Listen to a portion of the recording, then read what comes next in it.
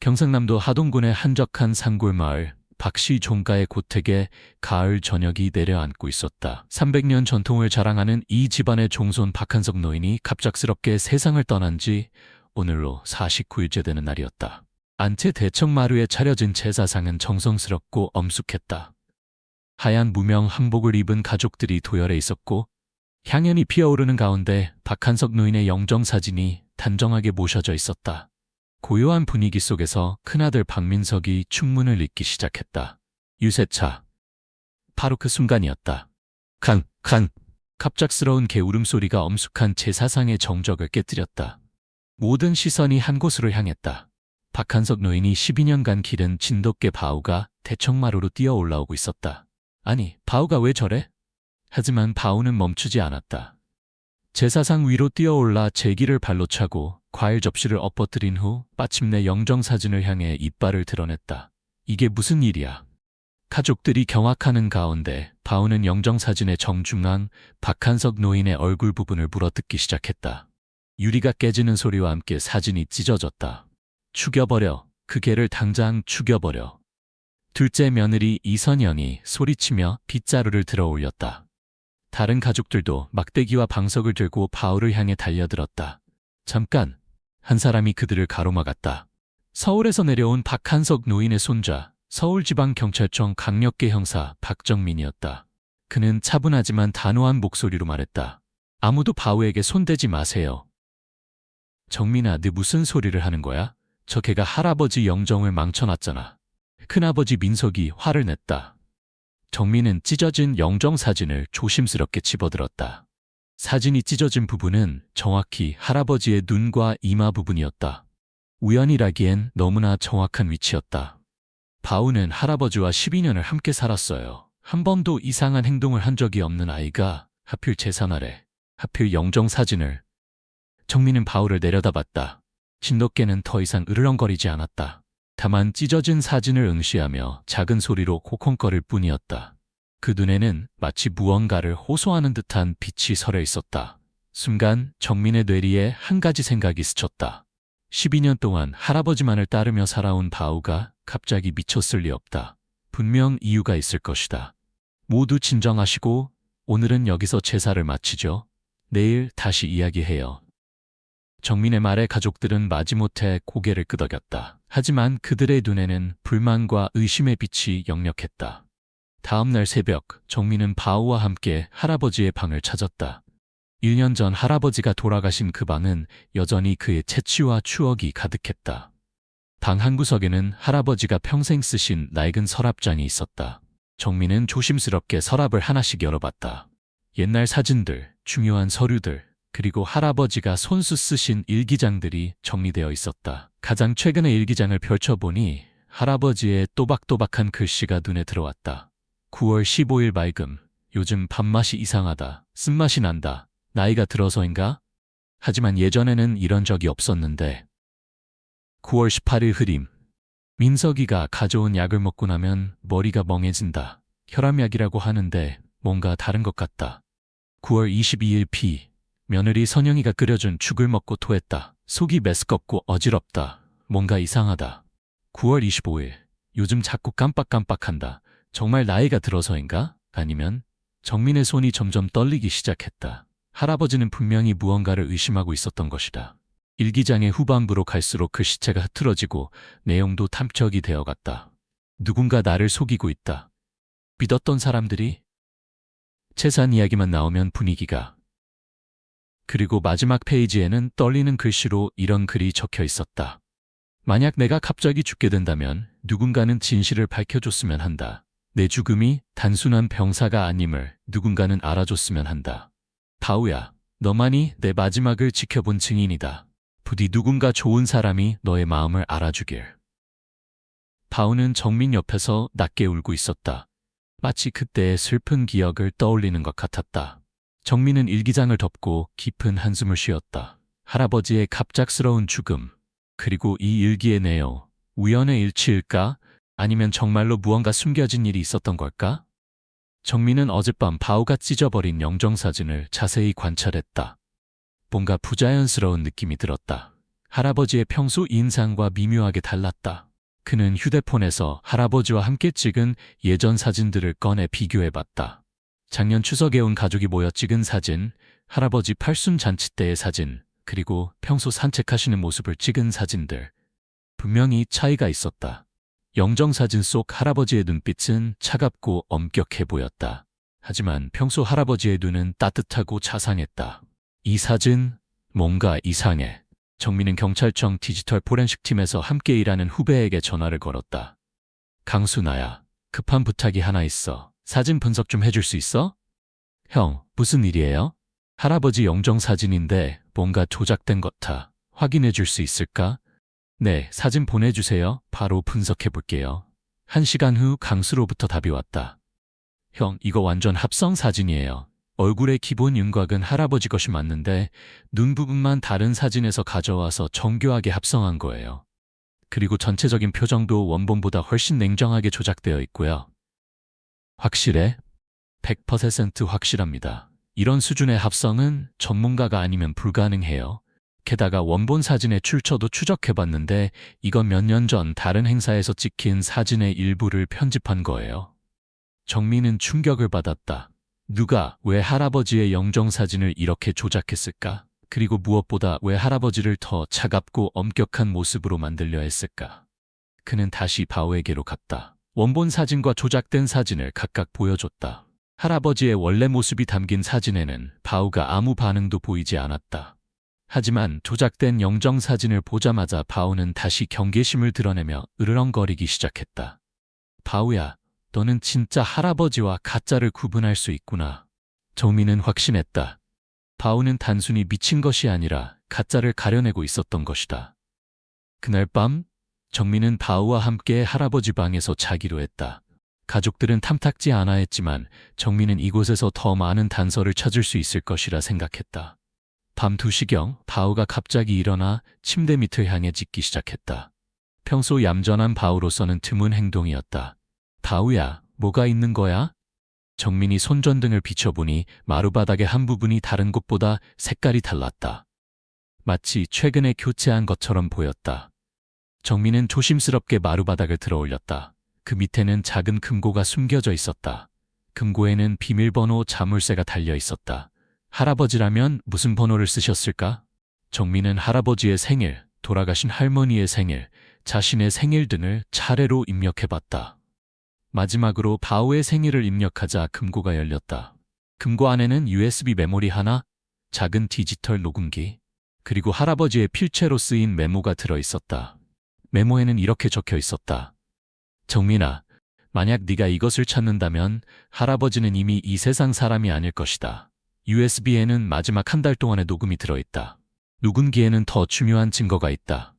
진실을 밝혀다오. 바오가 너를 이곳으로 인도했다면 그것은 바오도 진실을 원하기 때문이다. 할아버지를 믿어주렴. 정민의 손이 떨렸다. 할아버지는 자신의 죽음을 예감하고 증거를 남겨두셨던 것이다. 정민은 떨리는 손으로 USB를 노트북에 꽂았다. 여러 개의 음성 파일이 날짜 순으로 정리되어 있었다. 첫 번째 파일을 재생하자 할아버지의 목소리가 흘러나왔다. 9월 10일. 오늘 민석이가 가져온 약이 이상하다. 평소 먹던 혈압약과 모양이 다르다. 물어보니 새로운 약이라고 하는데 다음 파일에는 더 구체적인 내용이 있었다. 9월 15일. 선영이가 끓여준 죽에서 쓴맛이 난다. 평소와 다른 약재를 넣었다고 하는데 먹고 나면 정신이 몽롱해진다. 그리고 세 번째 파일에서는 충격적인 대화가 녹음되어 있었다. 아버지, 약 드세요. 이 약은 뭐냐? 먹고 나면 머리가 아프다. 아버지, 의사가 처방해 준 거예요. 드셔야 해요. 내가 병원에 간 적이 없는데 어떻게 처방전이 있냐? 아버지가 깜빡하신 거예요. 요즘 기억력이... 거짓말하지 마라. 이건 수면제 아니냐? 아버지, 요즘 너무 예민하세요? 혹시 치매가 오시는 건 아닌지. 네 번째 파일에는 며느리 선영과의 대화가 있었다. 어머님, 죽 드세요. 선영아, 이 죽에 뭘 넣었냐? 맛이 이상하다. 그냥 몸에 좋은 약재를 조금 넣었어요. 어떤 약재냐?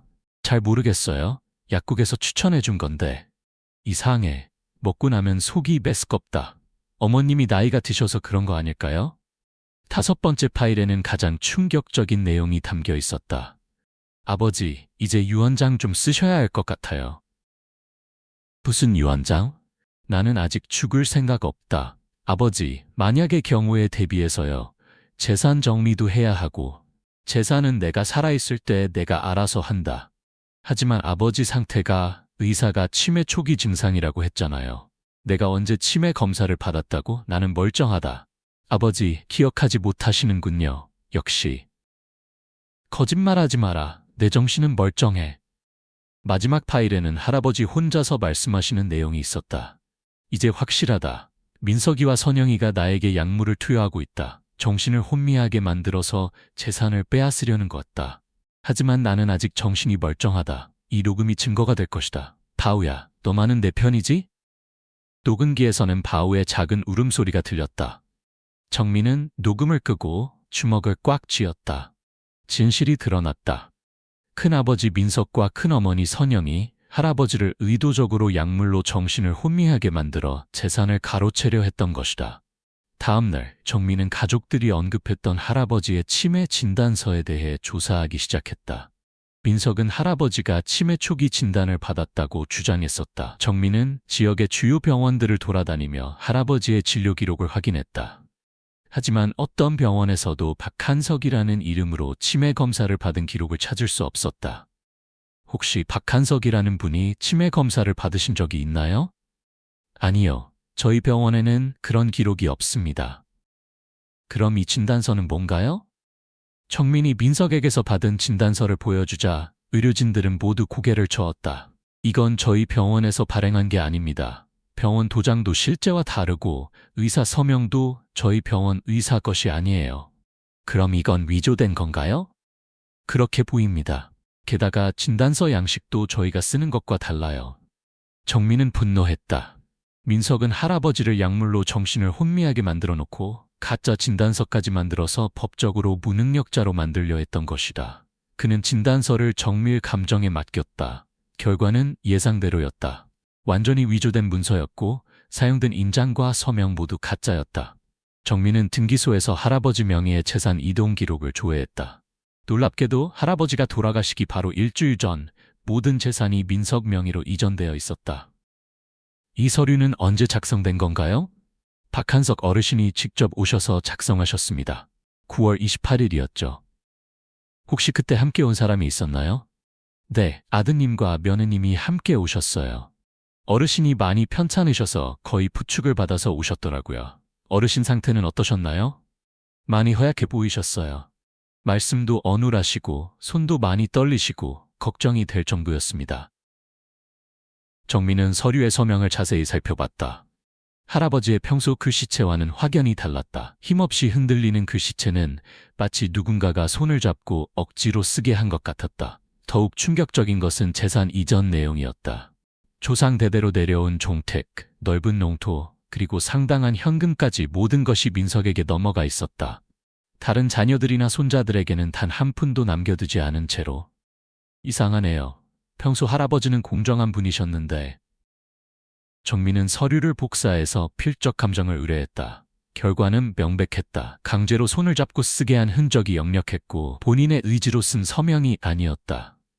정민은 할아버지가 돌아가시던 날 밤의 상황을 재구성해 보기로 했다. 바울을 데리고 할아버지 방으로 가서 그날 밤 무슨 일이 있었는지 알아보려 했다. 바우야, 할아버지가 돌아가시던 그날 밤 무슨 일이 있었는지 기억나니? 바우는 방 안을 이리저리 돌아다니며 낮게 울기 시작했다. 그러다가 갑자기 침대 옆으로 가서 바닥을 킁킁거리며 냄새를 맡았다. 여기에 뭔가 있었구나? 정민이 그 자리를 자세히 살펴보니 바닥에 희미한 물자국이 남아 있었다. 그리고 바우는 다시 방문 쪽으로 가서 짖기 시작했다. 그날 밤 누군가 들어왔구나? 바우의 행동을 보면서 정민은 그날 밤의 상황을 어느 정도 짐작할 수 있었다. 누군가 몰래 방에 들어와서 할아버지에게 무언가를 했고 바우는 그것을 모두 목격했던 것이다. 정민은 방 안을 더 자세히 조사했다. 침대 시트를 들춰보니 희미한 얼룩이 있었다. 아마도 약물의 흔적일 가능성이 높았다. 다음 날 정민은 마을의 이웃들을 찾아가 할아버지가 돌아가시던 날 밤에 대해 물어봤다. 먼저 바로 옆집에 사는 김 할머니를 찾아갔다. 할머니, 할아버지 돌아가시던 날 밤에 뭔가 이상한 일 없으셨어요? 아, 그날 밤 바우가 계속 울었어. 밤새도록 캠빽거리고 울어댔지. 평소에는 얌전한 개였는데 말이야. 몇 시쯤부터요? 밤 11시부터 새벽까지. 너무 시끄러워서 잠을 못 잤어. 그리고 김할머니는 잠깐 망설이더니 조심스럽게 말을 이어갔다. 민석 씨 차가 새벽에 왔다 갔더라고. 평소에는 밤에 안 오는데 말이야. 새벽 몇 시쯤이요? 3시쯤? 아니, 4시쯤이었나. 정확하지는 않지만 매우 늦은 시간이었어. 중요한 증언이었다. 민석은 할아버지가 돌아가시던 날 밤 새벽에 집에 왔다 갔다는 것이다. 정민은 다른 이웃들도 찾아갔다. 마을 이장도 비슷한 증언을 했다. 그날 밤 바우가 정말 이상했어. 평소와 완전히 달랐지. 마치 무슨 위험한 일이 일어나는 걸 알고 있는 것처럼. 그리고 민석 씨가 새벽에 급하게 왔다 갔어. 차 소리가 너무 커서 깼거든. 모든 증언이 일치했다. 할아버지가 돌아가시던 날 밤 민석이 새벽에 다녀갔고 바우는 밤새 울어댔다는 것이다. 정민은 할아버지 방에서 발견한 의심스러운 약들을 수거해서 국립과학수사연구원에 성분 분석을 의뢰했다. 며칠 후 결과가 나왔다. 충격적이었다. 이 약물들은 모두 강력한 신경안정제와 수면제입니다. 특히 이 하얀 알약은 일반 의료진도 함부로 처방하지 않는 강력한 정신과 약물이에요. 이런 약을 지속적으로 복용하면 어떻게 되나요? 기억력 장애, 판단력 저하, 의식 저하 등이 나타날 수 있습니다. 심한 경우 의식불명 상태에 빠질 수도 있고요. 고령자에게는 더 위험하겠군요. 네, 특히 80세 이상 고령자에게는 치명적일 수 있습니다. 이 정도 용량이면 정상적인 판단력을 잃게 되고 극단적인 경우 호흡 기능 마비로 사망할 수도 있어요. 정민은 소름이 돋았다. 민석과 선영은 단순히 할아버지의 재산을 노린 것이 아니라 할아버지의 생명까지 위험에 빠뜨렸던 것이다. 정민은 다시 할아버지 방으로 돌아가 더 꼼꼼히 수색했다. 바우도 함께 따라왔다. 바우는 서랍장 뒤쪽을 계속 킁킁거렸다. 바우야, 여기에 뭔가 더 있다는 거니? 정민이 서랍장을 조심스럽게 움직여보니 뒤쪽 벽에 작은 틈이 있었다. 그곳에서 작은 봉투 하나를 발견했다. 봉투 안에는 할아버지가 직접 쓰신 유서가 들어있었다. 하지만 이것은 민석이 강요한 재산 상속서와는 완전히 다른 내용이었다. 나 박한석은 정신이 온전한 상태에서 이 유서를 작성한다.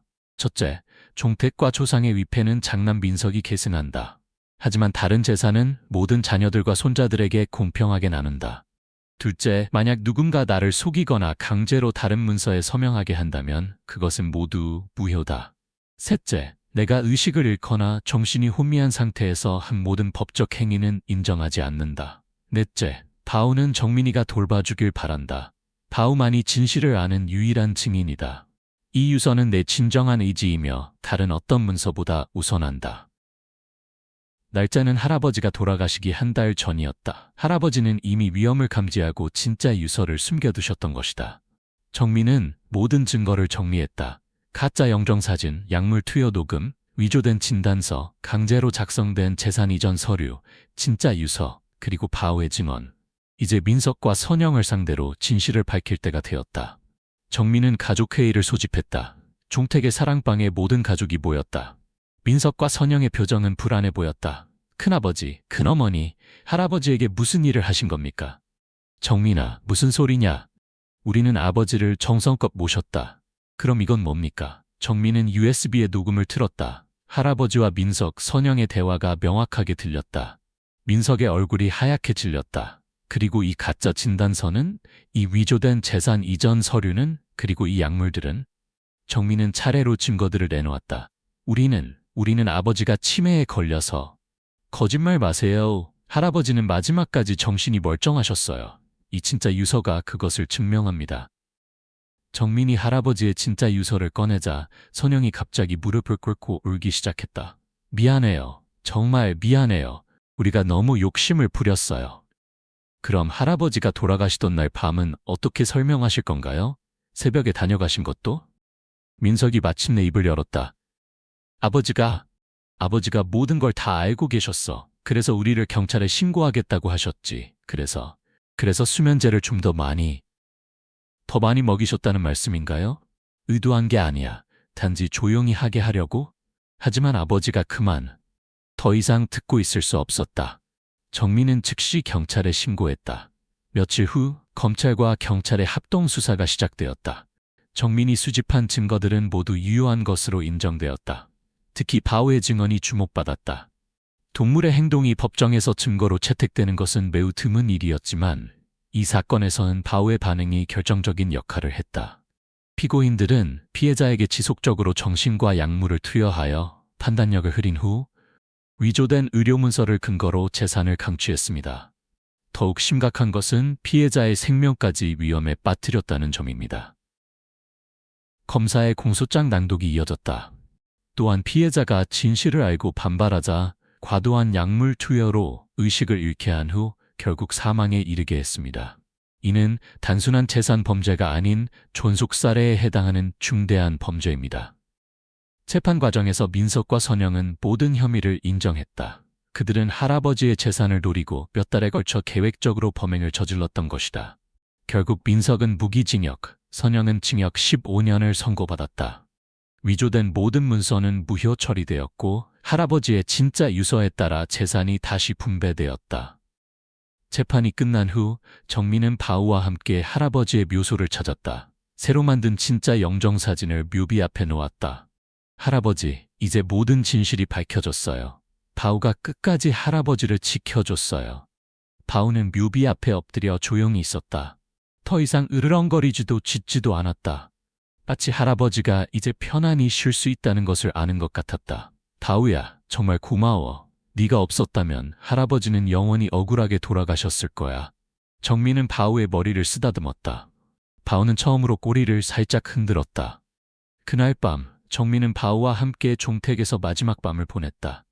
내일이면 서울로 돌아가야 했고 바오도 함께 데려갈 예정이었다. 하지만 바오는 여전히 할아버지 방 앞을 지키고 있었다. 마치 할아버지가 돌아오시기를 기다리는 것처럼. 서울로 돌아온 정민과 바오의 새로운 생활이 시작되었다. 처음에는 도시 생활에 적응하지 못할까 걱정했지만 바오는 생각보다 빨리 적응했다. 어느 날 정민이 근무하는 경찰서에 한 할머니가 찾아왔다. 경찰관님, 우리 할아버지가 갑자기 이상해졌어요. 자꾸 이상한 소리를 하고 며느리를 무서워해요. 정민은 그 말을 듣고 바오를 쳐다봤다. 바오도 정민을 바라보고 있었다. 할머니, 자세한 이야기 좀 들려주세요. 며칠 후 정민과 바오는 그 할머니의 집을 방문했다.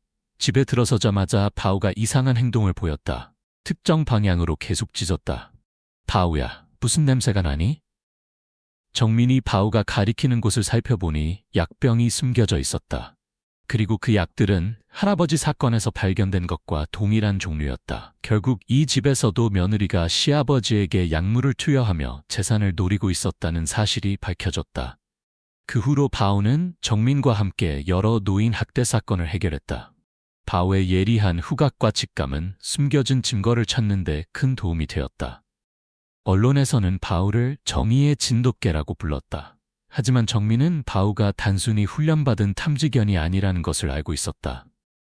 바오는 할아버지에 대한 사랑과 의리로 진실을 찾아낸 것이다. 그리고 이제는 그 경험을 바탕으로 다른 어르신들을 보호하고 있는 것이다. 어느 날 밤, 정민은 바오와 함께 한강변을 산책하고 있었다. 바오야, 할아버지가 보고 계실까? 우리가 하는 일 말이야. 바오는 하늘을 올려다보며 한번 짧게 짖었다. 마치 할아버지가 자랑스러워하고 계신다고 말하는 것 같았다. 1년 후 정민은 바오와 함께 다시 고향을 찾았다. 종택은 여전히 그 자리에 있었지만 이제는 정민이 관리하고 있었다. 할아버지의 유서에 따라 종택은 종손인 정민에게 상속되었다. 민석이 감옥에 있는 동안 정민이 종가를 지켜야 했다. 정민은 종택을 노인들을 위한 쉼터로 꾸몄다. 혼자 사는 어르신들이 와서 머물 수 있는 공간으로 만든 것이다. 할아버지, 이렇게 하는 게 맞죠? 바오는 할아버지 사진 앞에서 조용히 앉아 있었다. 마치 할아버지의 뜻을 전하는 것 같았다. 시간이 지나면서 바오는 늙어갔다. 하지만 여전히 정민과 함께 노인 보호 활동을 계속했다. 어느 날 정민은 바오에게 새로운 친구를 소개했다. 유기견 보호소에서 구조한 어린 진돗개였다. 바오야, 이 친구 이름은 의리야. 너처럼 정의로운 개가 되었으면 해서 지었어. 바오는 의리를 보고 꼬리를 흔들었다. 그리고 며칠 동안 의리에게 여러 가지를 가르쳤다. 어떻게 수상한 냄새를 구별하는지, 어떻게 숨겨진 물건을 찾는지, 그리고 무엇보다 어떻게 사람을 보호하는지를. 바오의 마지막 사건은 특별했다. 한 치매 할머니가 실종된 사건이었다. 가족들은 할머니가 길을 잃었다고 생각했지만 바오는 다른 것을 눈치챘다. 바오는 할머니의 집에서 이상한 냄새를 맡았다. 그리고 특정 장소로 정민을 안내했다. 바오야, 여기가 어디야? 그곳은 집 근처의 창고였다. 바오가 계속 짖자 정민이 창고 문을 열어봤다. 할머니가 그곳에 갇혀 있었다. 그리고 옆에는 할머니의 아들이 떨고 있었다. 어머니를 왜 여기에? 아들이 엄마 재산 때문에, 엄마가 유서를 바꾸려고 해서. 또 다른 가족 범죄였다. 하지만 바오 덕분에 할머니는 무사히 구조되었다. 바오가 세상을 떠난 것은 조용한 가을날이었다. 정민의 품에서 편안히 눈을 감았다. 바오야, 수고 많았어. 할아버지한테 가서 편히 쉬어. 정민은 바오를 할아버지 묘소 옆에 묻어주었다. 바오의 묘비에는 이렇게 새겨져 있었다. 진돗개 바오 정의와 의리를 몸소 실천한 영웅 2023. 바오가 죽은 후에도 의리와 다른 후배개들이 정민과 함께 활동을 계속했다. 바오가 가르쳐준 정신을 이어받아서 현재 정민은 노인학대 전담 수사관으로 활동하고 있다. 그리고 의리를 비롯한 여러 진돗개들과 함께 전국의 노인학대 사건들을 해결하고 있다. 바오의 이야기는 책으로 출간되어 많은 사람들에게 감동을 주었다. 특히 가족 내 노인학대 문제에 대한 사회적 관심을 불러일으켰다. 어느 날 한 기자가 정민에게 물었다. 바오가 없었다면 이 모든 진실이 밝혀질 수 있었을까요? 정민은 잠깐 생각한 후 대답했다. 바오는 단순히 증거를 찾아준 것이 아닙니다. 바오는 우리에게 진실을 포기하지 말라고 가르쳐준 거죠. 때로는 말 못하는 존재가 더 순수한 마음으로 정의를 추구할 수 있다는 것을 보여줬습니다. 바오의 가장 큰 유산은 무엇이라고 생각하세요? 의리입니다. 주인에 대한 의리, 진실에 대한 의리, 그리고 약자를 보호하려는 의리. 그것이 바오가 우리에게 남겨준 가장 소중한 유산입니다. 지금도 전국 곳곳에서 바오의 후배들이 활동하고 있다. 그들은 바오가 그랬듯이 말 못하는 증인이 되어 진실을 지키고 있다. 그리고 하동의 작은 묘지에서 바오는 할아버지와 함께 편안히 잠들어 있다. 두 충실한 친구가 마침내 재회한 그곳에서. 이 이야기는 가족이라는 이름으로 자행되는 노인 학대의 심각성을 다룬다. 하지만 동시에 진실은 언젠가 반드시 밝혀진다는 희망의 메시지도 전한다. 진돗개 바오는 단순한 애완동물이 아니라 주인에 대한 충성과 정의감으로 진실을 밝혀낸 진정한 영웅이었다. 그의 이야기는 우리에게 진실의 소중함과 약자를 보호해야 할 의무를 일깨워준다. 무엇보다 이 이야기는 의리의 참된 의미를 보여준다. 진정한 의리는 혈연관계에 있는 것이 아니라 옳은 것을 위해 끝까지 싸우는 마음에 있다는 것을. 바오와 같은 존재가 우리 곁에 있다는 것은 큰 위안이다. 그들은 말은 할 수 없지만 마음으로 진실을 알고 있기 때문이다.